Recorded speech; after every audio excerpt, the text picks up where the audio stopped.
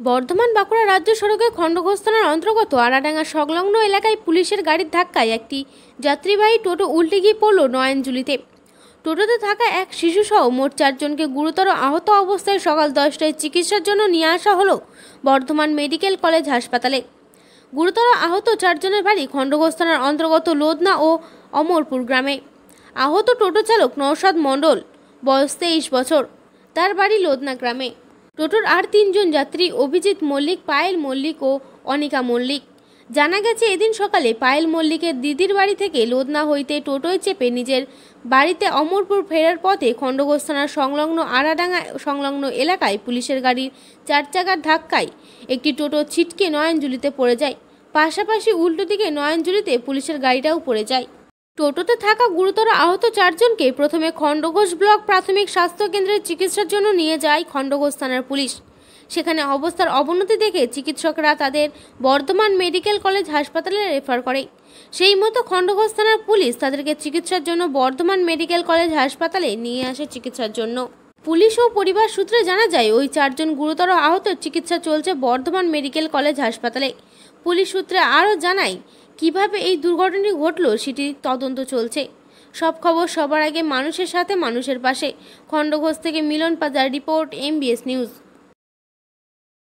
মেরেছে বলছে সবাই নাকি ড্রাইভার ঘুমিয়ে গেছিল অবস্থায়। 4 জন ছিল ড্রাইভার সহ, মানে সবাই অবস্থা মানে যাতা। এরা কিসে ছিল? এসব টোটোতে ছিল। ইনি টোটো চালায়? হ্যাঁ, ইনি টোটো চালায়। এসব 3 জন ছিল আরো? হ্যাঁ, এর সঙ্গে 3 জন 4 জন, 3 জন আরো 3 জন ছিল না 4 জন, আর 3 জন ছিল, একটা বাচ্চা ছিল। মানে সবাই আঘাত পেয়েছে। তো এরা কোথা থেকে কোথায় যাচ্ছিল? এরা লুধিনা থেকে নার্সে। লুধিনা থেকে কোথায় যাচ্ছিল বাবু?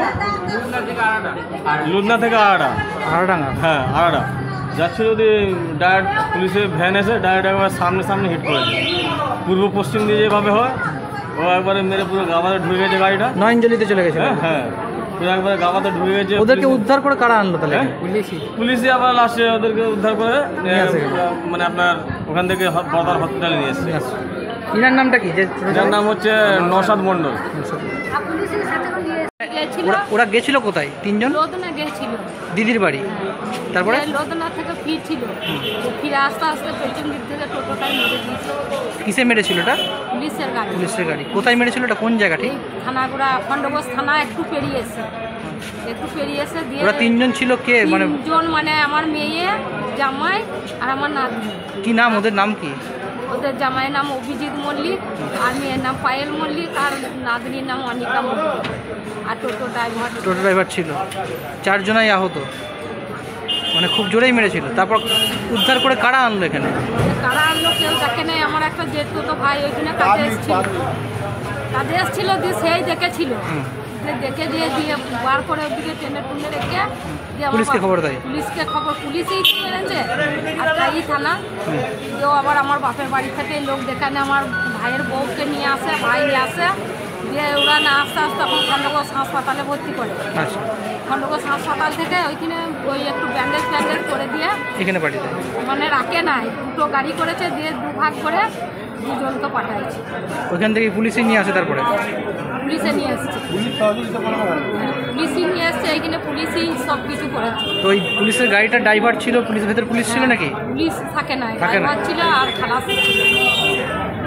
ড্রাইভারটা ছিল, আর কেউ ছিল না তেমন? আর একজন ছিল। গাড়িটা তখন ছিল ওই পুলিশের না চলে গেছিল? না, আমরা তখন গাড়িটা মানে নয়নজলি পড়ে গেছিল, সেখান থেকে পড়ে ওই গাড়িটাও পড়ে গেছিল? হ্যাঁ, 2টো গাড়ি পড়ে গেছিল? 2টো গাড়ি পড়ে গেছিল। আপনার নামটা কি? আমার নাম সুকামল। আপনার কি হয় এগুলো? জামাই মেয়ে? আমার জামাই মেয়ে না।